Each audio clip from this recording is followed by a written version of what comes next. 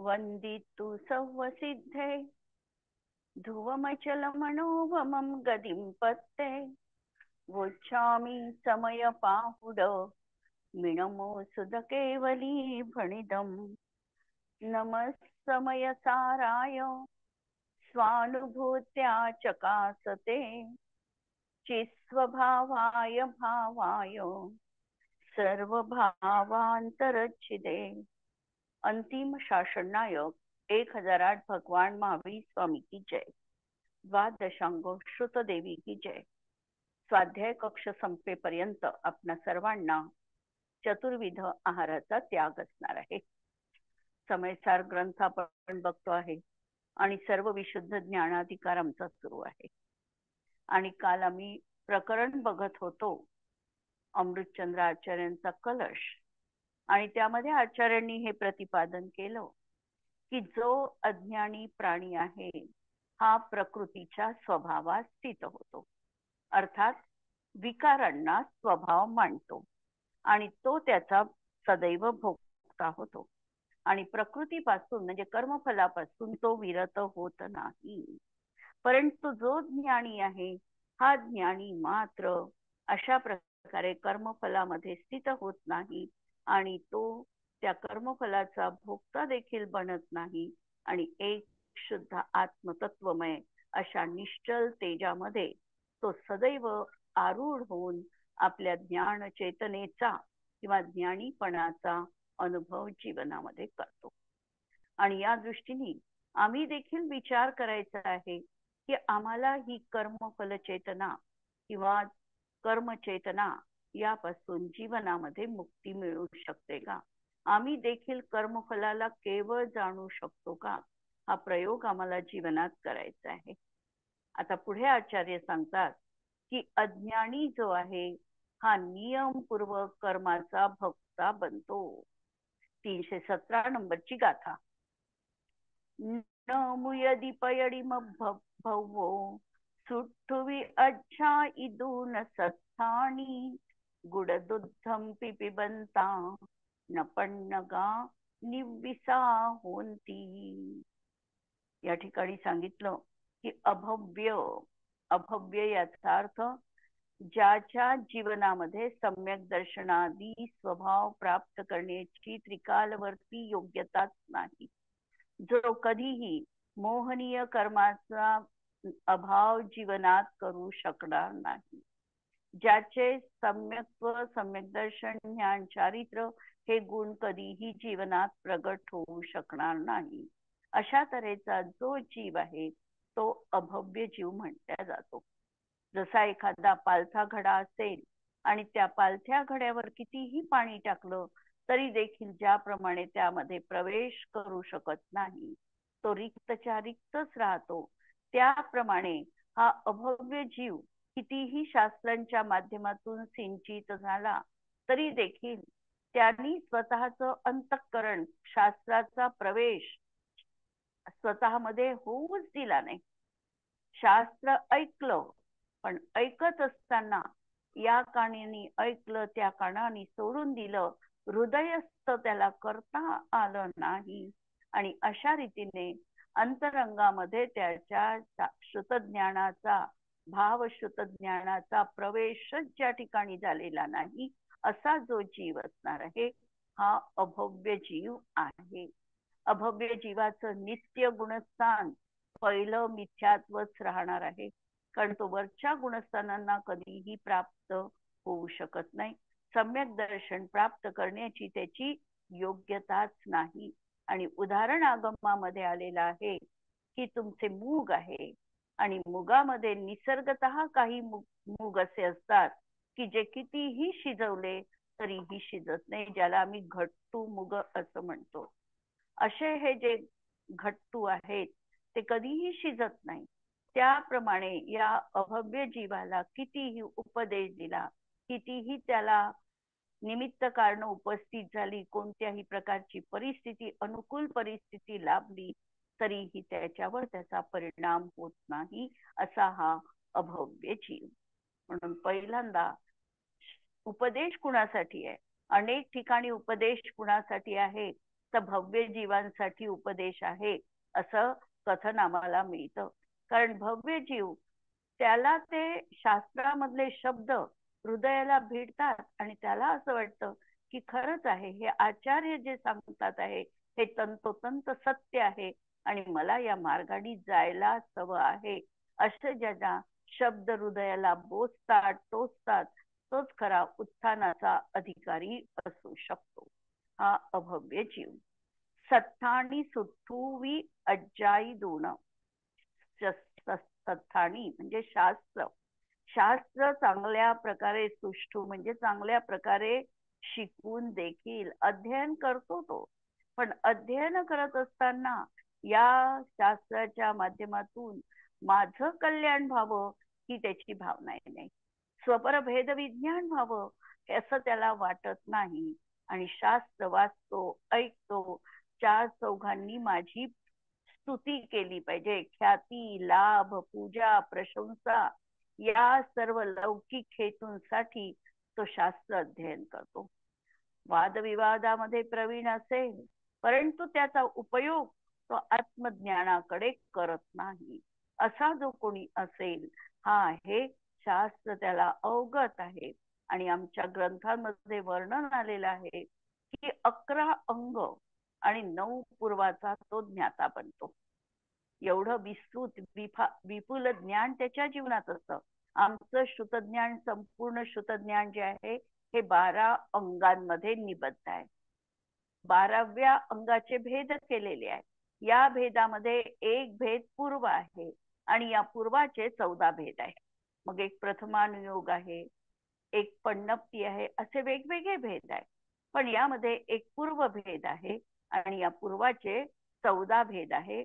या 14 पूर्वातले 9 पूर्व आणि इकडे 11 अंग यांचा तो ज्ञाता असतो. याचं तो अध्ययन करतो. पण अध्ययन करून देखील त्याला आत्मप्रतीती होत नाही, स्वपर भेद विज्ञान होत नाही.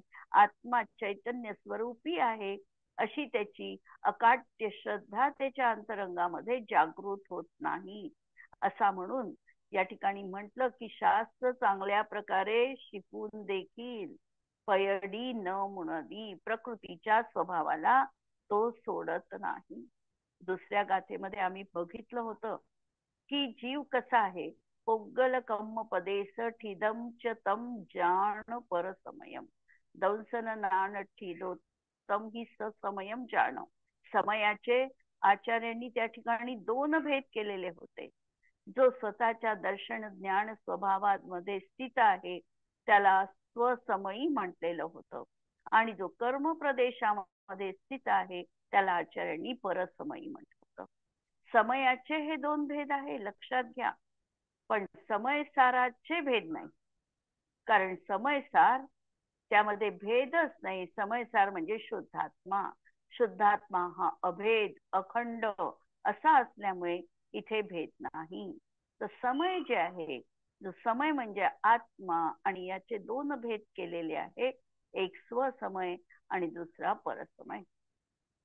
जो स्वतःच्या स्वभावामध्ये स्थित राहतो तो स्वसमयी आहे आणि जो कर्म प्रदेशात स्थित राहतो म्हणजे स्वीकारामध्ये स्थित राहतो, पराचं कर्तृत्व घेत राहतो, पराचं भोक्तृत्व स्वीकारत राहतो, सदैव पराकडे ज्याची दृष्टी आहे, सदैव निमित्ताधीन ज्याची दृष्टी आहे तो आहे परसमयी.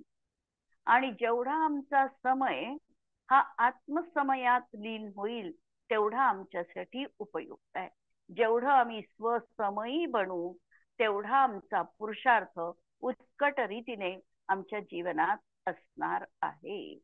शास्त्र अध्ययन करतो आहे आणि या शास्त्राचं फल जर आम्हाला प्राप्त व्हावं असं वाटत असेल तर शास्त्राचं फल आमच्या जीवनात एवढंच मला मिळू दे की जीव हा अन्य हा पुद्गला हा च अन्य इत्यसौ तत्वसंग्रह. हा भेद भाव माझ्या जीवनात यावा, भेद विज्ञान माझ्या जीवनात अवतरित व्हावं, हे शास्त्राचं फळ माझ्या जीवनात मला प्राप्त होऊ दे, ही भावना निरंतर आमच्या जीवनामध्ये आम्हाला ठेवायची आहे. म्हणून हा प्रकृतीच्या स्वभावाला सोडत नाही. जो अभव्य जीव आहे हा अभव्य जीव या विकारांना सोडत नाही. विकार वाईट आहे, सोडण्यायोग्य आहे हे म्हणत असतानाही विकारांप्रती त्याची श्रद्धा तशी जागृत होत नाही. तोंडाने तो म्हणतो आहे की विकार हे आहे, विकार सोडण्यायोग्य नाही, ते मी नाही, पण अंतरंगामध्ये अजूनही कुठेतरी अशी नीरगाठ पक्की त्याची रुजलेली आहे की तो रागाला सोडू शकत नाही. सोडू शकत नाही म्हणजे स्वभाव तो मांडतो आहे, कुठे ना कुठे स्वभाव मांडतो आहे. अशा प्रकारे कर्माच्या उदय स्वभावाला तो सोडत नाही. उदाहरण दिलं, ज्याप्रमाणे साप गुळाने मधुर दूध पिऊनही निर्विष होत नाही. आपण म्हणतो देखील सापाला कितीही दूध पाजलं तरी ते विषरूपच परिणत होणार आहे. पयप्पाणाम भुजंगाणाम केवलम विषवर्धनम. पयप्पाणाम, पयः म्हणजे दूध, पयप्पाणम केवलम विषवर्धनम. तर त्यांचं ते दूध देखील विषरूप परिणत होतं. अशा तऱ्हेने सापाला जसं निर्विष होता येत नाही, तसा हा अभव्य जीव देखील स्वतःच्या स्वपरभेद विज्ञानाला प्राप्त करू शकत नाही. ज्याप्रमाणे या विश्वामध्ये सर्प आपल्या विष स्वभावाला स्वयं सोडत नाही आणि विषभाव नष्ट करण्यास समर्थ असे साखर सहित दूध प्याल्यानंतरही सोडत नाही. वास्तविकतः मधुर रसानी कटुरस दूर व्हायला पाहिजे, पण अशा तऱ्हेची परिणती त्या सापाच्या जीवनात घडत नाही. त्याप्रमाणे अभव्य जीव खरोखर प्रकृतीच्या स्वभावास देखील स्वयमेव सोडत नाही आणि प्रकृती स्वभावास सोडविण्यास समर्थ असं द्रव्यश्रुताचं ज्ञान होऊनही सोडत नाही. वास्तविकतः अगदी थोडस भेदविज्ञान देखील आम्हाला कार्यकारी असणार आहे. जसं तुषमाश भिन्न अशा मुनींना अगदी अल्प ज्ञान होतं, पण हे अल्प ज्ञान देखील त्यांना स्वपर भेद विज्ञान करविण्यास समर्थ ठरलं. आगमामध्ये जेव्हा कथा आलेली आहे अमूढ दृष्टी अंगाची, रेवती राणी आणि एक भव्यसेन नावाचे मुनी की ज्यांना अभव्यसेन पुढे म्हटल्या गेलं. हे भव्यसेन मुनी अत्यंत ज्ञानी म्हणून प्रसिद्ध होते आणि ज्ञानी असताना देखील त्या ज्ञानाचा उपयोग त्यांना आत्मप्रतीतीसाठी होऊ शकला नाही. वास्तविकता थोडंही ज्ञान हा वैराग्याच्या बीजाला कारणीभूत असू शकते आणि म्हणून ज्ञान तेच कार्यकारी आहे जे स्वपर भेद विज्ञान करविण्यास समर्थ आहे. म्हणून आमच्या जीवनात आम्हालाही ज्ञानाची प्राप्ती करायची आहे, तर या दृष्टीने करायची आहे की ज्ञान, आणि म्हणून हा प्रयोग आमच्या जीवनात निदान 12 घंटे 14 घंटे हा प्रयोग आमच्या जीवनात राहिला पाहिजे. ही गाथा आम्ही वाचतो आहे, या गाथेचा मतितार्थ आमच्या जीवनात रवंथ रूपाने नित्य कायम राहायला पाहिजे. एक गाथा आम्ही वाचली आणि या गाथेचा भावार्थ 24 तास जर आमच्या मनामध्ये राहत असेल तर ही गाथा तशा प्रकारचा संस्कार आमच्या आत्मतत्वावर होणार आहे आणि एवढंच देखील द्रव्यश्रुत ज्ञान आमच्या जीवनात भाव भासना करण्यासाठी उपयुक्त ठरणार आहे. आम्ही किती वाचलं हे महत्वाचं नाही, किती अध्ययन केलं हे महत्वाचं नाही, आम्ही त्याचा उपयोग स्वतःच्या आत्मतत्वाला जाणण्यासाठी किती केला आहे हे महत्वाचं आहे. आणि म्हणून वास्तविकतः द्रव्यश्रुताचं ज्ञान म्हणजे आमचं आगम ज्ञान आम्हाला अशा प्रकारे भावश्रुत ज्ञान करविण्यास समर्थ आहे. पण एवढं श्रुताचं ज्ञान होऊन देखील तो आपल्या कर्माच्या विकारांना म्हणजे प्रकृती स्वभावाला तो सोडत नाही, विकारांना स्वतःचं स्वरूप मानतो आहे. कारण भावश्रुत ज्ञान रूप शुद्धात्म ज्ञानाच्या अभावामुळे त्याला हे भावश्रुत ज्ञान जे व्हावं लागत होतं, स्वतःच्या शुद्ध आत्म्याची जी प्रतीती त्याच्या जीवनात त्याला यावी लागत होती, ही प्रतीती त्याच्या जीवनात त्याला येत नाही आणि त्याच्या अभावामुळे त्याला सदैव अज्ञानपणाच असतो. म्हणून हा नियम आहे की अज्ञानी प्रकृतीच्या स्वभावामध्ये स्थित असल्यामुळे कर्माचा भोगताच आहे. अज्ञानी कर्मफलाचा भोगताच आहे हा नियम सांगितला. येथे अभव्याचे उदाहरण ठीक दिले आहे. अभव्याचा स्वभाव स्वयमेव नियमानी असाच आहे. अभव्य हा उचित बाह्य निमित्ताचा संयोग झाल्यानंतर देखील आम्हाला सम्यक दर्शनाची बाह्य निमित्त कारण सांगताना जिनदर्शन, शास्त्र अध्ययन ही सगळी कारणं सांगितलेली आहे. तो जागरूक असावा हे कारण सांगितलंय. संज्ञीपणा आहे बाह्य कारण सांगितलंय. पर्याप्तक हे बाह्य कारण सांगितलेलं आहे. कर्म कर्म म्हणजे पर्याप्तक नंतर गर्भज हे बाह्य कारण उपशम सम्यक्त्वासाठी सांगितलेलं आहे. ही सगळी कारण जीवनात उपस्थित असतानाही स्वपरभेद विज्ञान न करता आम्ही त्याचा उपयोग करत नाही किंवा आम्हाला त्याची प्राप्ती होत नाही. हा अशा तऱ्हेने बाह्य निमित्त कारण मिळालं आहे. आजही आम्ही बघतो या बाह्य कारणांपैकी आमच्याजवळ अनेक कारण आज विद्यमान आहे. जसं आम्ही भव्य आहोत, जसं आम्ही संज्ञी आहो, पर्याप्तक आहो, गर्भज आहे, जिनदर्शन आम्हाला प्राप्त होत आहे, शास्त्र श्रवण करण्याची संधी मिळते आहे, जागरूक अवस्था पण आहे, श्रुतज्ञानाचा उपयोग पण आमचा आहे. हे सगळे बाह्य कारण आमच्या जवळ नियमाने आहे. आणि तरी देखील आम्ही हे म्हणावं की आम्हाला सम्यक दर्शन आत्मानुभूती होत नाही. याकडे आम्ही लक्ष केंद्रित करायचं आहे.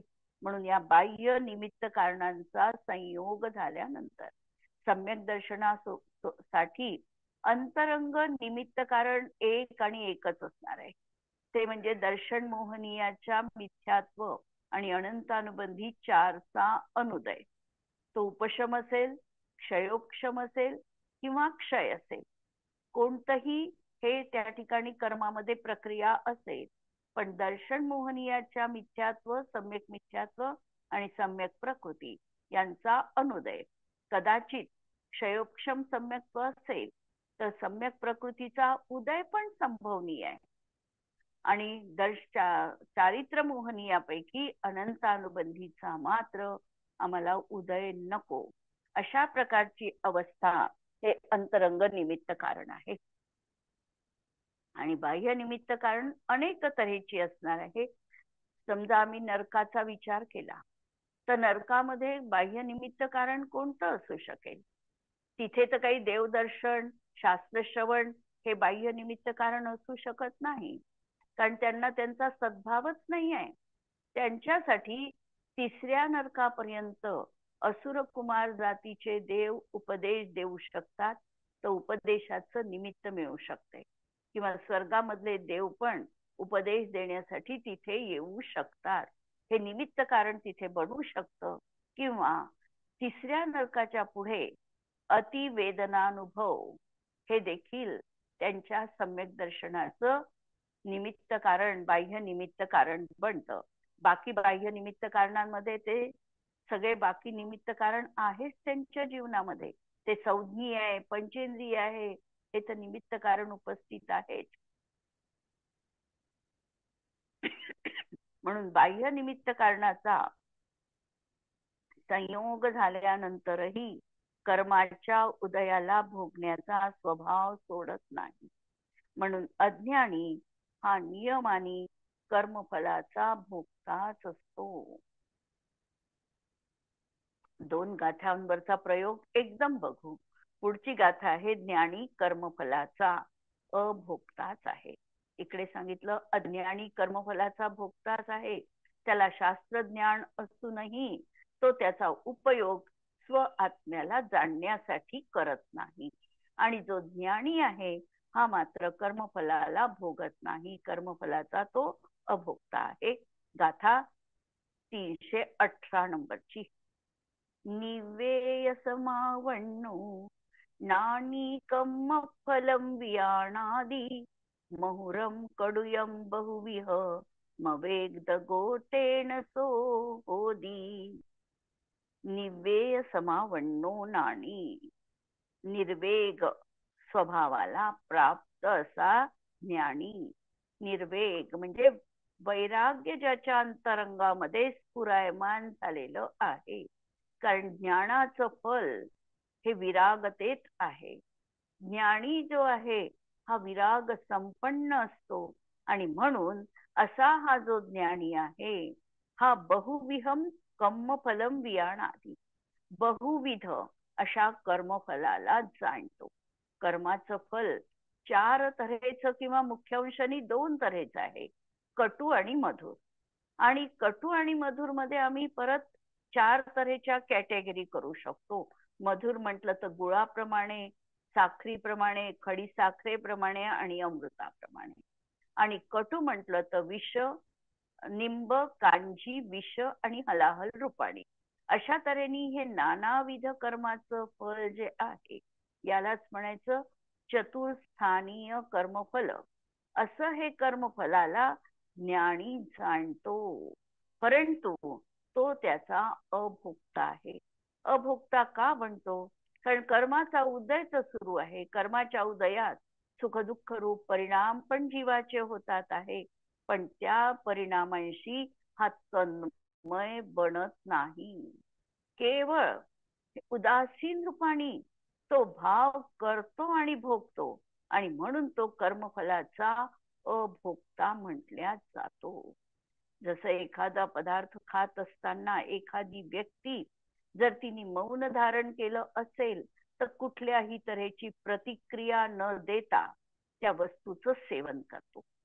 जसं एखाद्या वेळेला एखाद्या भाजीमध्ये मीठ नसेल, एखादी तिक्त झाली असेल किंवा काही त्याच्यामध्ये बिघाड असेल तर जो मौनधारी आहे तो त्याच्यावर प्रतिक्रिया त्यावेळेला करत नाही, कारण मौन धारण केलेलं आहे.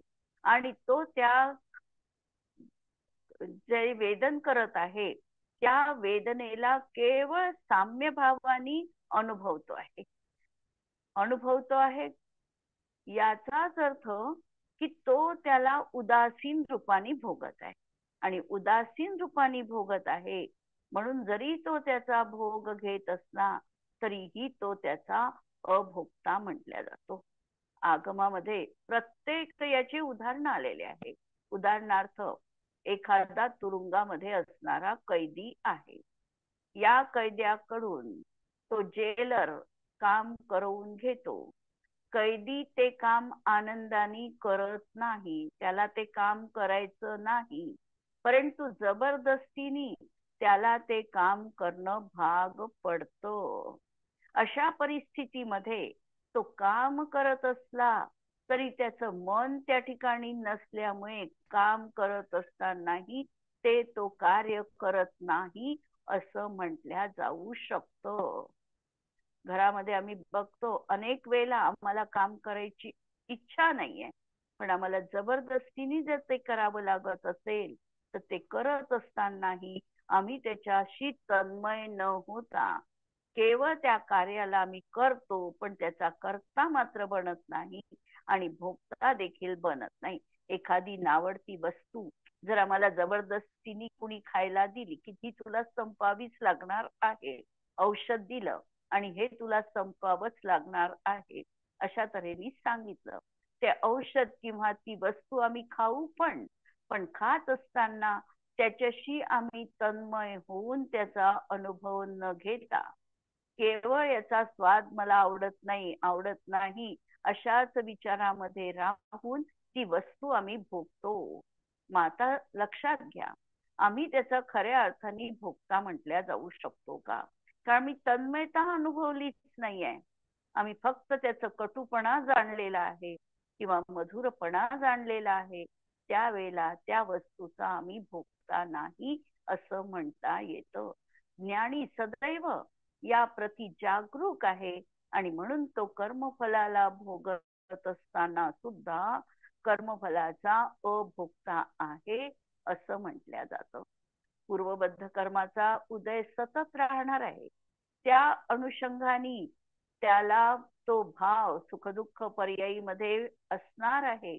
पण असताना देखील तो त्याचा अनुभव कसा घेतो, तन्मय होऊन घेतो की उदासीन रूपाने घेतो.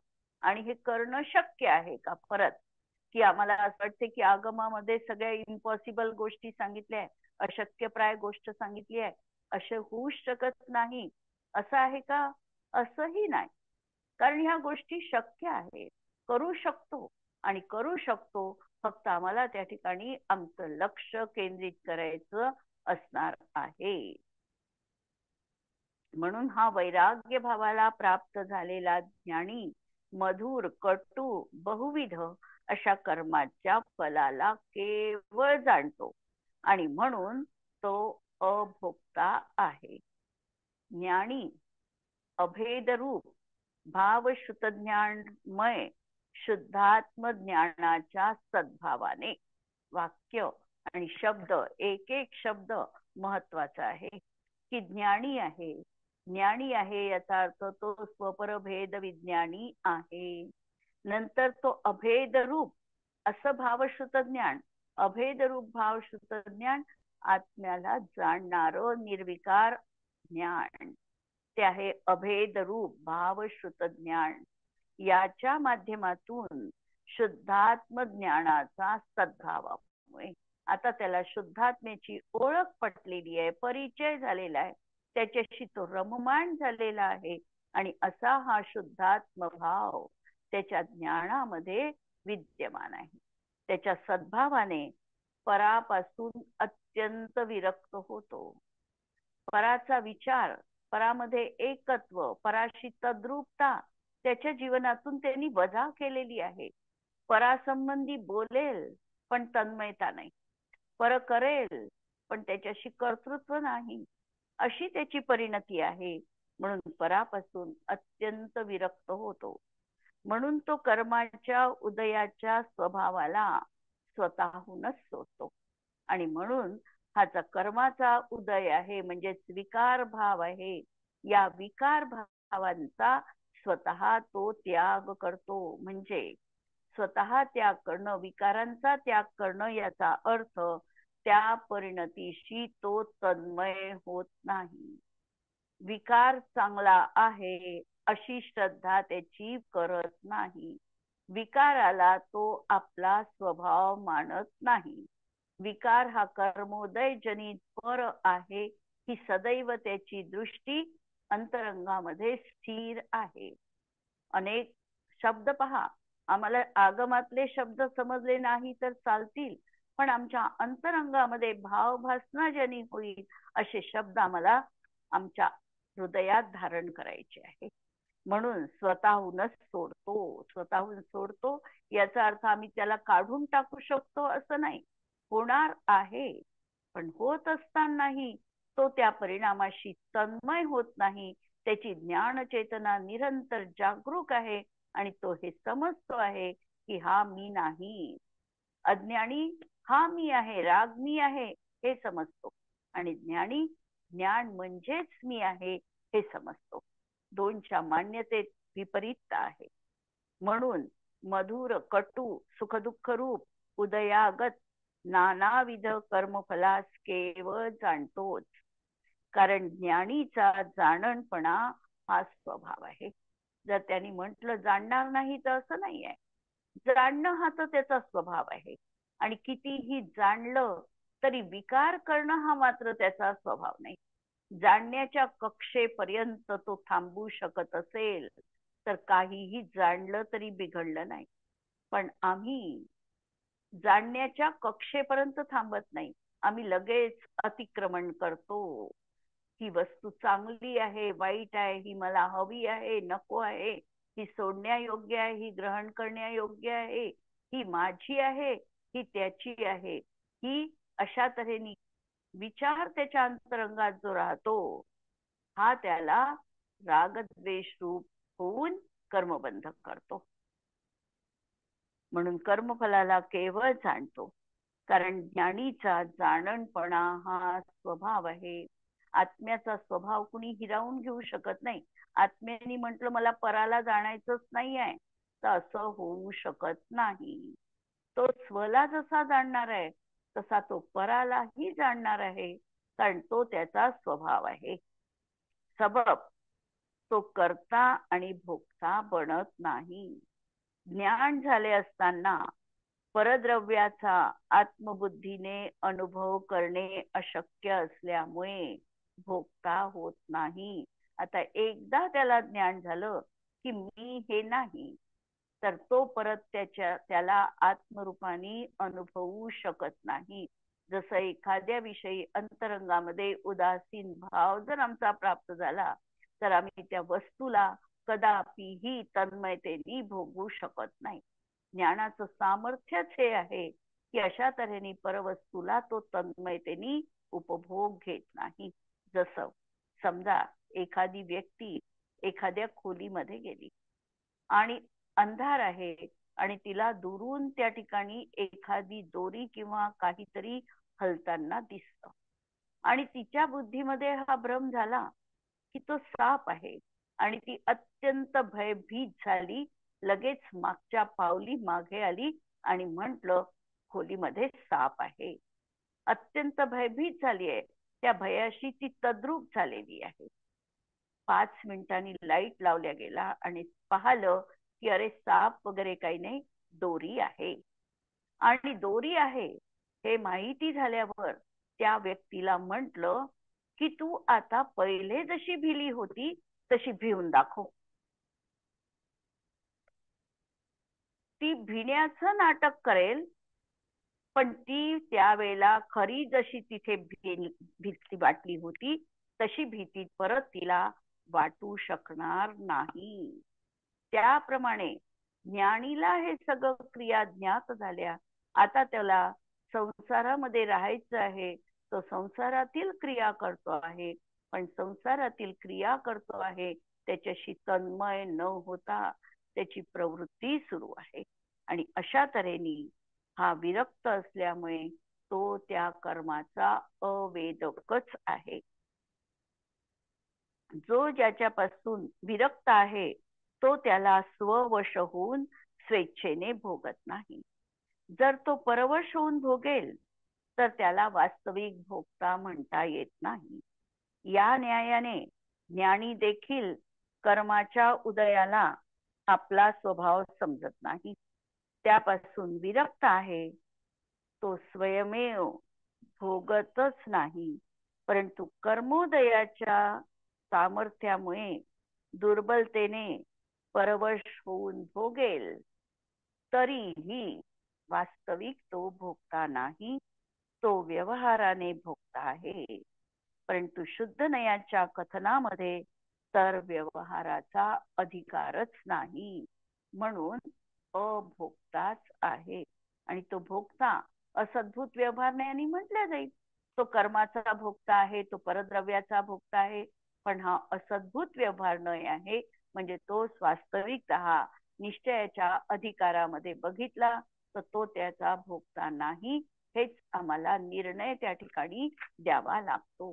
आणि म्हणून या दोन गाथेंचा प्रयोग जर आम्हाला जीवनामध्ये एकाग्रतेने करायचा असेल तर आम्ही आमच्या जीवनामध्ये जी आमची सुखदुःख रूप परिणती सतत होते आहे त्याला आम्ही उदासीन रूपाने भोगता येतं का, तन्मयता आमची जीवनामधून कमी करता येते का, हे आम्हाला बघायचं आहे.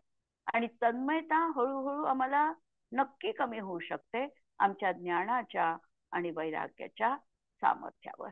तर ही गोष्ट आपण करूया आणि आज आपण इथे थांबूया. जिनवाणी के ज्ञान ते सुझे लोकालो, सो जिनवाणी मस्तक नमो सदा देत हो घो. नमो अरिहंताणम, नमो सिद्धाणम, नमो आयर्याणम, नमो वज्रायाणम, नमो लोए सवसाहुणम.